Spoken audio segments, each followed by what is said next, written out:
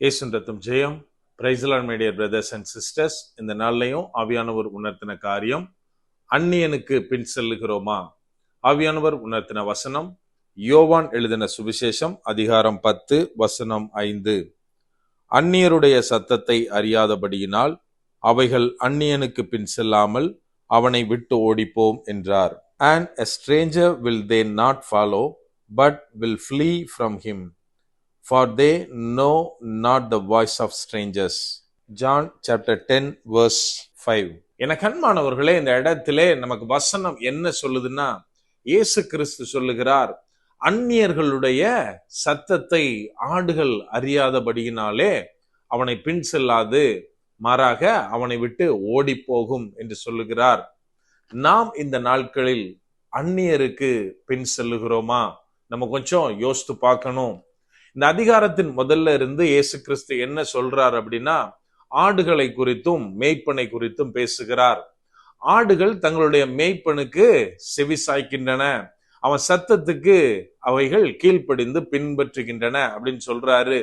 ஒரு மேய்ப்பன் என்பவன் ஒரு மந்தையை எப்படி பாதுகாப்பான்னா, வாசல் வழியாய் ஒரு பிரவேசிப்பான்.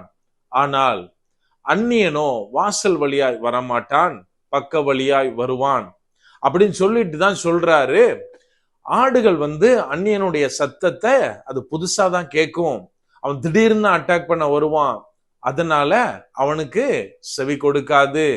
அவன் அந்நியனுடைய சத்தம் புதிதா இருக்கிறதுனால அவைகள் அவனை பின்பற்றாமல் அவனை விட்டு ஓடி போகும் என்கிறார். நாம இந்த நாட்களில் அநேக நேரம் அந்நியர்களுக்கு பின் சென்று கொண்டிருக்கிறோம். நம்ம நினைக்கலாம், என்ன பிரதர் இப்படி சொல்றீங்க? இயேசு கிறிஸ்து தான் நம்முடைய மேய்ப்பராய் இருக்கிறார், நம்ம அவரை தானே பின்பற்றணும், அப்ப எப்படி இந்த ஸ்டேட்மெண்ட் சொல்ல முடியும் அப்படின்னா, 2 காரணங்களினாலே நாம் இந்த நாட்களில் கிறிஸ்துவனுடைய ஆடுகளாய் இருக்கிற நாம் அந்நியர்களை பின்பற்றி செஞ்சு கொண்டிருக்கிறோம். முதலாவது காரியம், நம்ம லோக்கலா சொல்றதா இருந்தா திமிரு தான் ரீசன்.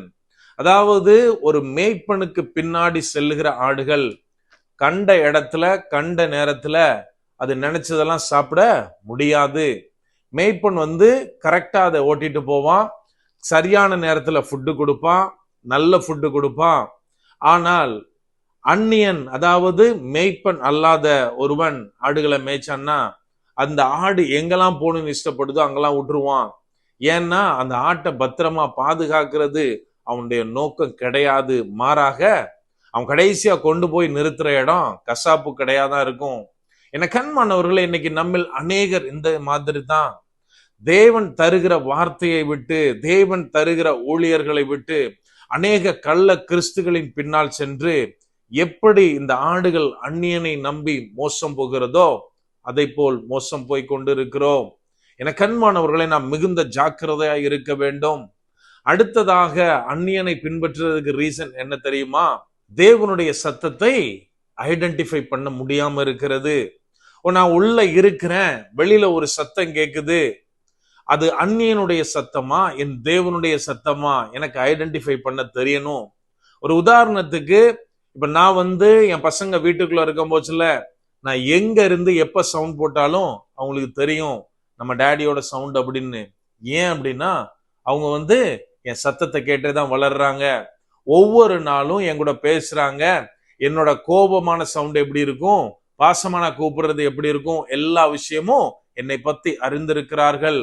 ஆனால் இன்றைக்கு தேவனோடு கூட நம் உறவு எப்படி இருக்கிறது?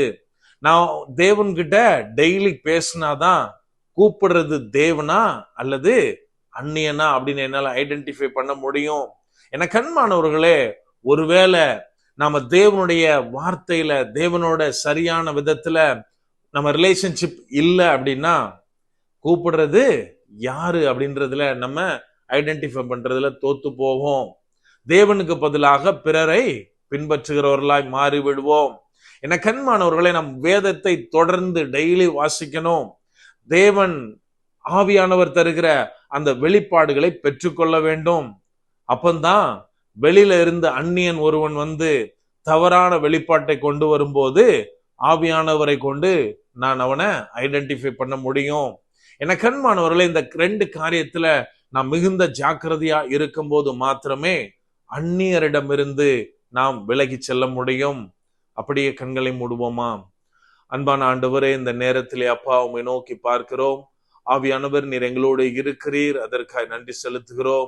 அப்பா, நீர் எங்களுடைய நல் மேய்ப்பனா இருக்கிறீர் தகப்பனே, அதற்காக நன்றி செலுத்துகிறோம். அப்பா, எப்போதும் உமது சத்தத்தை கேட்டு நடக்கிற பிள்ளைகளாய் நாங்கள் இருக்க ஆவியானவரே, நீர் எங்களை பொறுப்படுத்திக் கொள்ளுங்க. நாங்கள் ஒருபோதும் தகப்பனே அந்நியர்களை பின்பற்றாமல் இருக்க ஆவியானவரே, நீர் எங்களை பாதுகாத்து வழி நடத்துங்க. முற்றிலுமா எங்களை தாழ்த்தி ஒப்பு கொடுக்கிறோம். பலப்படுத்தி ஆசீர்வதிங்க. மீட்பர் இயேசுவின் மூலம் ஜெபிக்கிறோம். ஜெபம் கேளும் எங்கள் நல்ல பிதாவே. ஆமென். God bless.